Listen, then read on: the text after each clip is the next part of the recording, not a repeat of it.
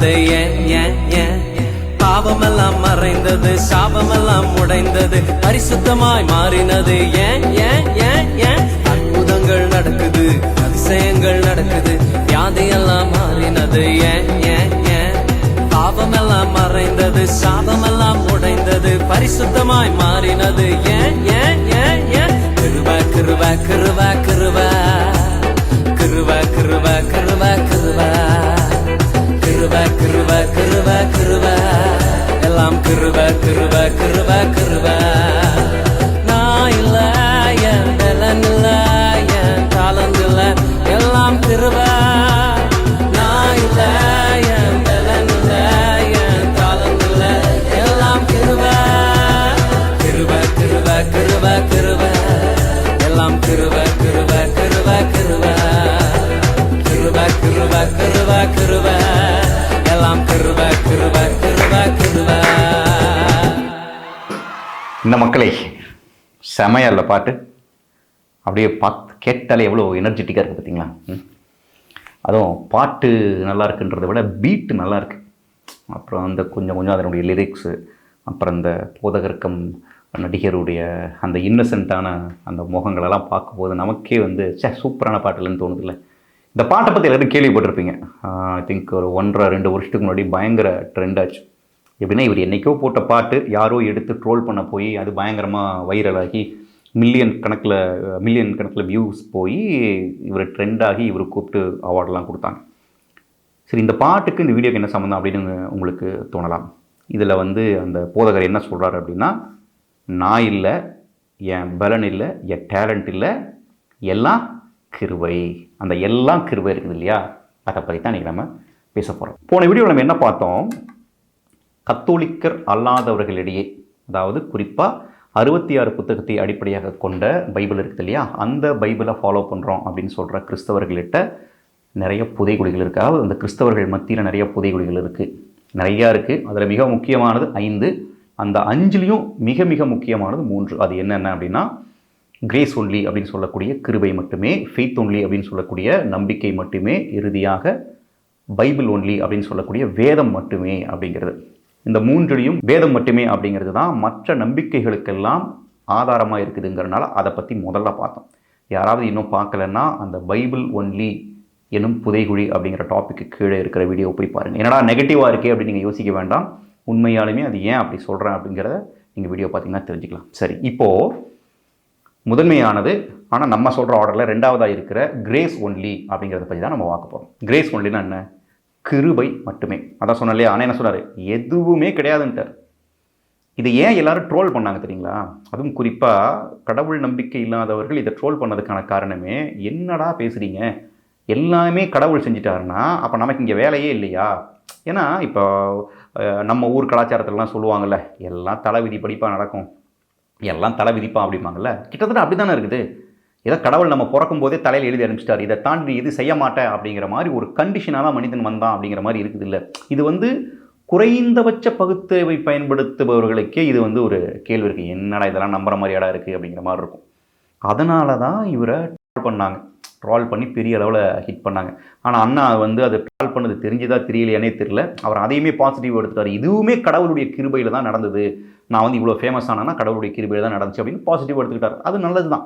இன்னொரு விஷயம், இவங்கெல்லாம் ட்ரோல் பண்ணுறாங்க அப்படிங்கிறனாலேயே இது தப்புன்னு சொல்ல முடியாது. ஏன்னா ட்ரோல் பண்ணுறவங்க எப்பவுமே இருப்பாங்க, நல்ல விஷயத்தையும் கெட்ட விஷயத்தையும் தொடர்ச்சியாக பண்ணிகிட்டே இருப்பாங்க. பட் நம்ம எதை பற்றி பேச போகிறோம்னா, இவர் சொல்கிற அந்த கிருபை மட்டுமே அப்படிங்கிறது சரியா? ஏன்னா இதில் இருக்கிற ஆபத்து என்னென்னா, எளிய மக்கள்கிட்ட போய் கேட்டிங்கன்னு வச்சுக்கோங்களேன், அவங்க ஆமாப்பா அதுதானே கரெக்டு அப்படிம்பாங்க. ஏன்னா தாழ்ச்சியான உள்ளத்தில் இருக்கிறவங்களுக்கு இந்த வார்த்தை டக்குன்னு வந்துடும். என் கையில் என்னப்பா இருக்குது, ஒன்றுமே கிடையாதுப்பா, எல்லாம் கடவுள் தாப்பா பண்ணுறாருங்கிறது. இது பாருங்க, இது கேட்குறக்கே எவ்வளோ அழகாக இருக்குல்ல. ஆனால் இது ஒரு ட்ராப்னா என்ன? கிட்டத்தட்ட அந்த புதைகுழிக்கு நிகரானது தான், ஒரு கண்ணிக்குள்ளே போய் சிக்கிக்கிற மாதிரி. ஏன் அப்படின்னா, இந்த கிருபை மட்டுமே அப்படிங்கிறது எதை நிராகரிக்குது? இப்போ நான் சொல்லும் போதெல்லாம் கிருபை மட்டுமேங்கிறது ஒரு புதைகுழின்னு சொல்கிறேன். அதுக்குள்ளே போய் விழுந்துட்டிங்கன்னா நீங்கள் வெளியே வர முடியாதுன்றேன். ஏன் வெளியே வர முடியாது அப்படின்னா, நீங்கள் அந்த இடத்துல கடவுளையே டோட்டலாக மிஸ் அண்டர்ஸ்டாண்ட் பண்ணுறீங்க, கடவுளையே தப்பாக புரிஞ்சுக்கிறீங்க. என்ன சொல்கிறீங்க, அப்படி என்ன இருக்குது அப்படின்னு உங்களுக்கு தோணலாம். நீங்கள் நல்லா கவனிச்சு பாருங்கள். கிறிஸ்தவம் அப்படிங்கிறதே ஒரு பர்டிகுலர் ட்ரூத்தை சொல்கிறது தான். அதாவது மதங்கள் எக்கச்சக்கமாக இருக்குது. இஸ்லாமியம், முஸ்லீம்ஸ் இருக்காங்க, ஹிந்துஸ் இருக்காங்க, புத்திசம் இருக்குது, ஜூதாயிசம் இருக்குது, இன்னும் எக்கச்சக்கமான மதங்கள் இருக்குது. இன்னும் அழிந்து போன மதங்கள் எத்தனையோ இருக்குது. எல்லாமே கடவுளை பற்றி தான் பேசுது. ஆனால் அதிலிருந்து கிறிஸ்தவம் ஏன் தனித்துவப்படுத்தப்படுது அப்படின்னா, இது எல்லா நம்பிக்கைகளிலிருந்தும் கிறிஸ்தவத்தினுடைய நம்பிக்கை வேறு விதமாக இருக்குது, கிறிஸ்தவத்தினுடைய புரிதல் வேறு விதமாக இருக்குது. அப்போ அந்த புரிதலின் அடிப்படையில் தான் நம்ம கடவுளை பார்க்குறோம். அப்படிங்கிறப்போ நமக்கு ரொம்ப டிஃபைன்டாக இருக்குது ட்ரூத். அதாவது உண்மை வந்து நமக்கு மிக துல்லியமாக தரப்பட்டிருக்கு. அப்போ இதில் கொஞ்சம் பிசுரடிச்சா கூட நீங்கள் இந்த மற்ற மதங்கள் இருக்குது இல்லையா, ஏதோ ஒரு மதத்தினுடைய நம்பிக்கையில் சிக்கிட்டு இருப்பீங்க. அது எதுன்னே உங்களுக்கு தெரியாது. இப்போ நான் சொல்ல போகிற ஒரு சின்ன நிகழ்விலிருந்து நீங்கள் அதை புரிஞ்சுக்கலாம். இப்போ பைபிளில் ஆதியாகமத்தில் என்ன படிக்கிறோம்? கடவுள் ஆதாம் ஏவாளை படைத்தார். இப்போ அவங்கள்ட்ட ஒன்று சொல்கிறார், நீ இந்த தோட்டத்திலிருந்து எதை வேணாலும் சாப்பிடு, ஆனால் நடுவில் இருக்கிற இந்த மரத்தினுடைய கனியை மட்டும் சாப்பிட்றாதாங்கிறார். சாப்பிட்றாதன்னு சொன்னாரே தவிர அந்த கடவுள் அவர்களை சாப்பிடாமல் தடுத்தாரா அப்படின்னா இல்லை. அப்போ இந்த இடத்துல என்ன தெளிவாக தெரியுது? கடவுள் மனிதனை படைக்கும் பொழுது அவர் மனிதனை சுதந்திரமாக படைத்தார். ஏன்னா தன் சாயலிலும் உருவிலும் படைச்சிருக்கிறாரு. அது அவனுக்குள்ளே வெளிப்படணும் அப்படின்னா முதல்ல அவனை சுதந்திரமாக செயல்பட அனுமதிக்கணும். இப்போ நான் வந்து ஒரு ரோபோ தயாரிக்கிறேன், அந்த ரோபோக்கு வந்து ஆர்டிஃபிஷியல் இன்டெலிஜென்ட்டை தர்றேன் அப்படின்னா, அந்த ஆர்டிஃபிஷியல் இன்டெலிஜென்ஸ் எப்போ சுயமாக அது அது அந்த வேலையை செய்தோ அப்போ தான் நான் படைத்த படைப்பு வந்து முழுமை பெற்றுச்சுன்னு அர்த்தம். இதே மாதிரி தான் கடவுள் மனிதனை படைக்கும் போது முழுமையாக படைச்சிட்டாரு. ஆனால் அவனுக்கு கொடுத்த அந்த சாயலையும் உருவையும் அவன் உணர்ந்து கொள்கிறானா அப்படிங்கிறத பார்க்குறாரு. அதை அவன் உணர்ந்து கொள்வதற்கு அவனோடு சேர்ந்து கடவுள் பயணிக்கிறார், கடவுள் சேர்ந்து செயல்படுறார். இங்கே கடவுளுடைய பார்ட் ஒரு பகுதி அப்படின்னா, அதாவது கடவுளுடைய பார்ட் ஒரு பக்கம் இருக்குது அப்படின்னா, இன்னொரு இடத்துல மனிதனுடைய பங்கும் இருக்கு. ஓகேங்களா? அப்போது எல்லாமே கிருபை தான் அப்படின்னா, ஆதாம் ஏவாளை கடவுள் படைச்சு மரத்தை நடுவில் வச்சு இதை சாப்பிடாதன்னு ஆடம்கிட்ட சொல்லி அதை சாப்பிட்ற மாதிரியே ஆடமையும் கண்டிஷன் பண்ணிட்டார்னா கடவுள் யார்? ஒரு சைக்கோ தானே? நீங்கள் சொல்லுங்களேன், இப்படி ஒரு கடவுள் இருந்தார்னா அவர் யார் நீங்கள் சொல்லுவீங்க? அதாவது குழந்தையும் கிள்ளி விட்டுட்டு தொட்டிலையும் ஆட்டுறதுமாங்கல்ல, அந்த மாதிரி. அப்போது நம்ம நம்பிக்கிட்டு இருக்கிற கடவுள் யாருன்னா அன்பே உருவானவர் என்ன பண்ணுறாருன்னா, தனக்கு இருந்த அந்த சுதந்திரத்தை தன் மகனை நம்பி, அதாவது தன் படைப்பின் உச்சமான மனிதன்ட்டு அதை அப்படியே அருளாக தரார், ஃப்ரீயாக தரார், அதை நீ பயன்படுத்துன்னு சொல்கிறார். அப்போ இந்த பேரன்பு இருக்குது இல்லையா, இந்த கிருபை மனிதன் சுதந்திரமாக செயல்படுவதன் மூலமாகத்தான் அது புரிந்து கொள்ளப்படவே முடியும். அப்படி இருக்கிறப்போ இந்த கிருபை மட்டுமேன்னு சொல்லும்போது மனிதனுடைய பார்ட்டை நீங்கள் டோட்டலாக டினை பண்ணுறீங்க. மனிதன் சுதந்திரமாக செயல்படுகிறான் அப்படிங்கிறதையே டோட்டலாக டினை பண்ணுறீங்க. அப்போ என்னைக்கு டினை பண்ணுறீங்களோ அப்போ அந்த சுதந்திரத்தை கடவுள் தரலை அப்படின்னா கடவுளுடைய பேரன்பு வெளிப்படலைன்னு அர்த்தம். கிட்டத்தட்ட கடவுளுடைய படைப்பே குறைவுள்ள படைப்பாக மாறிடுது. இதுதான் இதுக்குள்ள இருக்கிற ஆபத்து. நிறைய பேருக்கு இது புரியுறது. நான் சொன்ன மாதிரி தாழ்ச்சியில் அப்படி சொல்லிட்டு போயிட்டே இருக்கிறாங்க. தாழ்ச்சியில் சொல்லலாம், ஆனால் போதனையாக இதை சொல்லக்கூடாது. போதனையாக நீங்கள் சொன்னீங்க அப்படின்னா உங்களுடைய மீட்பே வந்து கேள்விக்குறியானதாக ஆகிவிடும். ஏன்னா உங்களுடைய மீட்பு அப்படிங்கிறது என்ன? கடவுள் மனிதனை எந்த இமேஜில் படைத்தாரோ அந்த இமேஜுக்குள்ளே நீங்கள் போகிறது தான் மீட்பு, ரட்சிப்பே அதுதான். அது எப்படி போகிறோம் அப்படின்னா இயேசு கிறிஸ்துவனுடைய பலியின் மூலமாக, அவர் செஞ்ச தியாகத்தின் மூலமாக போகிறோம். அவர் செஞ்ச தியாகத்தோடு ஒட்டியது என்னன்னா, அவர் இந்த உலகத்துக்கு விட்டு சென்ற ஞானம், அந்த விஸ்டம், அந்த ட்ரூத். அந்த ட்ரூத்தை புரிஞ்சுக்கிட்டா தான் நீங்கள் போக முடியும். அந்த ட்ரூத்துலேயே பிசுரடிக்குது. அந்த ட்ரூத்துலேயே நீங்கள் இல்லை அப்படிங்கும்போது எப்படி நீங்கள் போக முடியும்? ஏன்னா இதெல்லாம் ரொம்ப சிம்பிளாக இன்றைக்கி வந்து எனக்கு இந்த பாட்டு பார்க்கும்போது என்ன ரொம்ப வேதனையாக இருந்துச்சு. இந்த பாட்டை ட்ரோல் பண்ணும்போது எல்லாரும், அதாவது இப்போ நான் வந்து ஒரு கத்தோலிக்க கிறிஸ்தவன், என்கிட்ட ஒரு 10 பேர் இந்த பாட்டை போட்டு காமிச்சிருப்பாங்க. அவங்க கேட்க வர கேள்வி என்னென்னா, இதுதான் அவங்க நம்பிக்கையான்னு கேட்குறாங்க. அப்போ ஒவ்வொருத்தர்கிட்டையும் நம்ம என்ன சொல்ல வேண்டியது இருக்குது? இல்லைங்க, இது என் நம்பிக்கை இல்லை. ஏன்னா எல்லாத்தையும் கடவுள் செஞ்சுட்டாருன்னு கத்தோலிக்க கிறிஸ்தவம் நம்பலை. அதாவது கத்தோலிக்க கிறிஸ்தவம்னு சொல்லக்கூடாது, கிறிஸ்தவம் நம்பலை. இடையில வந்தவங்க தான் தேவையில்லாத இந்த பைபிள் நூலுக்குள்ளே போய் சிக்கி இதெல்லாம் மாற்றிட்டாங்க. ஆனால் உண்மையாக அப்படி இல்லை. இங்கே மனிதனுடைய செயல்பாடு இருக்குது. கடவுள் எல்லாத்தையும் தந்துடுறாரு, ஆனால் அதாவது கடவுள் எல்லாத்தையும் சொல்கிறாரு, ஆனால் அதை செய்கிற உரிமை மனிதனுக்கு இருக்குது. அவன் செஞ்சான்னா அவன் சித்தத்தை நிறைவேற்றுறான், இல்லைன்னா அவன் சுதந்திரமாக செயல்பட்டு தனக்கான ஒரு இமேஜ் கிரியேட் பண்ணிட்டு அவன் வாழ்ந்துகிட்டு இருக்கலாம் அப்படிங்கிறத சொல்லி புரிய வைக்க வேண்டியது இருக்குது. ஸோ இந்த பாட்டுக்கு 28 மில்லியன் வியூவர்ஸ் இருக்கிறாங்கன்னா இதை பார்த்தவங்கெல்லாம் என்ன புரிஞ்சுக்கிறாங்க? கிறிஸ்தவமே இதுதான், கிறிஸ்தவமே இந்த நம்பிக்கைக்குள்ளே தான் இருக்குதுன்னு புரிஞ்சுக்கிறான். அது எவ்வளோ ஆபத்து பாருங்க. ஆனால் கிறிஸ்தவம் இந்த நம்பிக்கைக்குள்ளே தான் இருக்குதுன்னா இது கிறிஸ்தவமே இல்லை. அது எப்படி சொல்கிறீங்கன்னு கூட சிலர் கேட்கலாம். ஏன்னா இந்த கிருபை மட்டுமே அப்படின்னு இருக்கிற நம்பிக்கைக்குள்ள திரித்துவம் அடங்கிறதுக்கு வாய்ப்பே கிடையாது. திரித்துவம்னா என்ன? தந்தை மகன் தூயாவி. அங்கே தந்தைக்கும் மகனுக்கும் தான் உறவு. இந்த உறவு வந்து தூயாவின் வழியாக செயல்பட்டுக்கிட்டு இருக்கு. இங்கே என்னைக்கு நீங்கள் ஃப்ரீ வில்லை நிராகரிக்கிறீங்களோ, அதாவது கிரேஸ் ஒன்லி அப்படின்னு சொல்லும்போதே கடவுள் கிருபை மட்டுமே, நீ என்ன செய்யணுங்கிறத அவரே உன்னை ப்ரோக்ராம் பண்ணி அனுப்பிச்சிடுறாரு, உனக்கு அங்கே வேலையே கிடையாது அப்படிங்கிறப்போ ஆதாமினுடைய பாவத்துக்கே ஒரு விதத்தில் கடவுள் காரணமாயிடுறாரு. நம்ம மட்டும் என்ன சொல்கிறாங்கன்னா, ஆமாம் அவர் என்ன வேணாலும் யோசிப்பார், கடவுளை போய் நீ கேள்வி கேட்பியாங்கிறாங்க. அப்படி தாந்தோன்றித்தனமாக செயல்படுகிறவர்கள் கடவுள் இல்லை. கடவுள் வந்து தன்னுடைய இயக்கத்தையே தான் என்ன சீரோடு அதை படைத்தாரோ அந்த சீரோடு தான் செயல்படவும் அனுமதிக்கிறார். கண்டமணிக்கெல்லாம் அவர் மாற்றுறது கிடையாது. கண்டமணிக்கெல்லாம் அவர் மாற்றுறது கிடையாது. ஸோ அப்படி சீரோடு செயல்படுகிற கடவுள், ஒரு ஒழுங்காக செயல்படுகிற கடவுளை வந்து நம்ம ஒழுங்கற்றவராக மாற்றுறோம். கடவுளையே வந்து அதான் சொல்கிறேன், ஒரு ஒரு ஒரு ஹிட்லரை போல சொல்கிறோம்ல, ஒரு சர்வதிகாரியை போல நம்ம மாற்றுறோம். கேட்டால் கடவுளுக்கு அவர் என்ன வேணாலும் செய்வாருப்பா, அவர் எப்படி நம்ம கேள்வி வைக்க முடியும்? அப்படிலாம் இல்லை. ஒரு குழந்தை கேள்வி கேட்டால் கூட அதற்கு பதில் சொல்லுகிற ஒரு தாழ்ச்சியோடு தான் கடவுள் இருக்கிறார். அந்த தாழ்ச்சி நீங்கள் இயேசுகிட்ட பார்க்கலாம். இயேசுகிட்ட அப்படி ஒரு அகம்பாவத்தை நீங்கள் பார்க்கவே முடியாது. ஒரு குழந்தை போய் கேட்டால் கூட அந்த குழந்தைக்கும் தாழ்ச்சியோடு தன்னை வெளிப்படுத்துகிற, தன்னை புரிய வைக்கிற தன்மை கடவுளுக்கு இருக்குது. அப்படி இருக்கிறப்ப இவங்கெல்லாம் சொல்லிட்டு இருக்கிற மாதிரிலாம் அப்படிலாம் செயல்படுறவர் கிடையாது. அவருடைய இயக்கத்தில் ஒரு சீர் இருக்குது.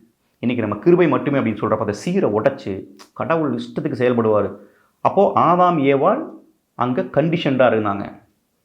அவங்களுடைய செயல் கடவுளுக்கு தெளிவாக தெரியும் அப்படின்னு. அப்போது நீ யோசிச்சு பாருங்கள், அப்படி ஒரு மனிதனை கடவுள் படைத்திருந்தார்னா அங்கே தந்தை மகன் உறவாக இருக்கிறதுக்கு வாய்ப்பே கிடையாது. அது என்ன உறவு? அது வந்து எஜமான் அடிமை உறவு. எஜமான் அடிமை உறவுக்கும் கிறிஸ்துவத்துக்கு சம்மந்தம் இருக்கா? ஏன்னா எஜமான் அடிமை உறவுங்கிறது வேறு எந்த மதம் சொல்லுதுங்கிறது உங்களுக்கே தெரியும். அப்போது நீங்கள் மறைமுகமாக என்ன பண்ணிக்கிட்டு இருக்கீங்க? அதாவது கிருபை மட்டுமே அப்படின்னு சொல்கிறவங்க மறைமுகமாக என்ன பண்ணிகிட்டு இருக்கீங்க? நான் வேறொரு மதத்தினுடைய கோட்பாட்டை கிறிஸ்துவத்தின் பெயரால் ஃபாலோ பண்ணிகிட்டு இருக்கீங்க. ஏன்னா கிருபை மட்டுமே அப்படின்னு சொல்கிற ஒரு ஒரு நம்பிக்கைக்குள்ள தந்தை மகன் உறவு வரவே முடியாது. தந்தை மகன் உறவுங்கிறது தந்தைக்கு இருக்கிற அனைத்தும் மகனுக்கு உரித்தானது. அப்போ தந்தைக்கு இருக்கிற அதே சுதந்திரம் மகனுக்கு இருக்குது. மகனும் சுதந்திரத்தில் தான் செயல்படுறார். இப்போ இயேசு கிறிஸ்துவை பார்த்து தந்தையாம் கடவுள் இவரே என் அன்பார்ந்த மைந்தன், இவன் பொருட்டு நான் பூரிப்படைகிறேன்னு சொல்லும்போது அங்கே என்ன பண்ணிக்கிட்டு இருக்கிறார் இயேசுன்னா, இறைவனுடைய சித்தத்தை நிறைவேற்றிட்டு இருக்கிறார். இப்போ இயேசுவையும் கண்டிஷன் நீங்கள் சொல்லிட முடியுமா? இல்லை. இப்போ நான் என்ன கேட்டால், அந்த சிலுவையில் என் ஆவியை உம்மிடத்தில் ஒப்படைக்கிறேன் அப்படின்னு இயேசு சொல்கிற வரைக்கும் இயேசுக்கு சோதனைகள் இருந்தது.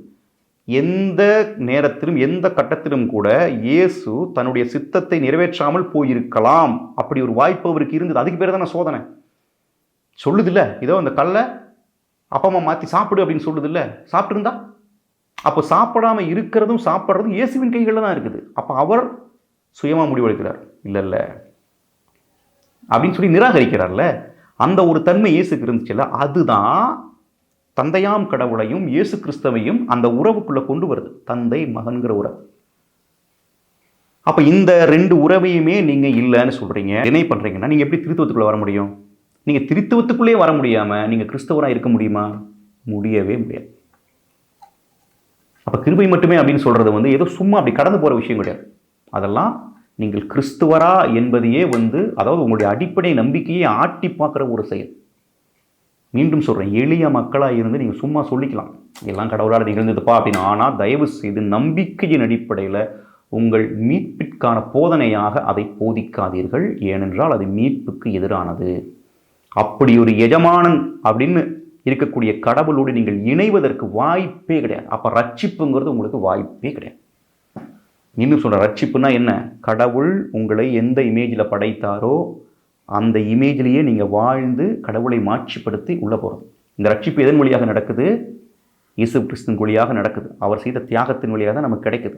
ஆனாலும் அந்த இடத்துலையும் உங்களுடைய செயல்பாடுன்னு ஒன்று இருக்குது. இயேசு கிறிஸ்துவை ரட்சகராக ஏற்றுக்கொண்டாலும் கூட அதை வெளிப்படுத்துவதற்குரிய செயல் இருக்கு இல்லையா, அந்த சுதந்திரம் இருக்கு இல்லையா, அது உங்கள்கிட்ட இருக்குது. அதை இறுதி வரை செஞ்சுக்கிட்டே இருக்கணும். அப்போ தான் நீங்கள் அதுக்குள்ளே போக முடியும்.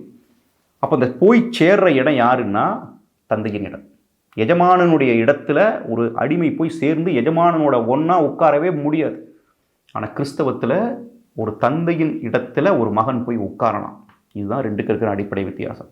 ஸோ கிரேஸ் ஒன்லி அப்படிங்கிற புதைக்குழி வந்து உங்களை தந்தையாம் கடவுளோடு போய் சேர்க்காது. என்னைக்கு போய் சேர்க்கலையோ அப்போ நீங்கள் ரட்சிக்கப்படுவதற்கு வாய்ப்பே இல்லைன்னு அர்த்தம். நீங்கள் பெயரளவில் பட்டுட்டேன் அப்படின்னு கூட சொல்லிக்கிட்டு இருக்கலாம். ஆனால் அது எல்லாமே ஒரு ஏமாத்து வேலை. சொல்கிறேன்ல, அடிக்கடி நான் சொல்கிறது உண்டு, பிரியாணின்னு சொல்லிட்டு புளி சொத்தை சாப்பிட்டுக்கிட்டு இருக்கீங்கன்னு அர்த்தம். தயவு செய்து இந்த நம்பிக்கைகள் இருந்தால் சீக்கிரம் வெளியே வந்துடுங்க. நான் சொல்கிற எதையுமே நீங்கள் நம்ப வேண்டாம். ஏன்னா இப்போ சொல்லும்போதே பல பேருக்கும் கத்தோலிக்க திருச்சபை மீது இருக்கிற கோபமாக இருக்கட்டும், இல்லை என் மீது இருக்கிற கோபமாக இருக்கட்டும், உடனே வந்து இவன் சொன்னாலே தப்பாக இருக்குன்னு நினச்சிருவீங்க. தயவு செய்து அனலைஸ் பண்ணி பாருங்கள். மீண்டும் சொல்லிக்கிறேன், கிருபை மட்டுமே அப்படிங்கிற ஒன்றை வந்து தப்பறை அப்படின்னு சொல்லுது, அதாவது தப்பு அப்படின்னு சொல்லுச்சுன்னா உடனே கடவுளுடைய கிருபையே தேவையில்லை அப்படின்னு சொல்லுது அப்படிங்கிற அர்த்தத்துக்குள்ளே போயிடாதீங்க.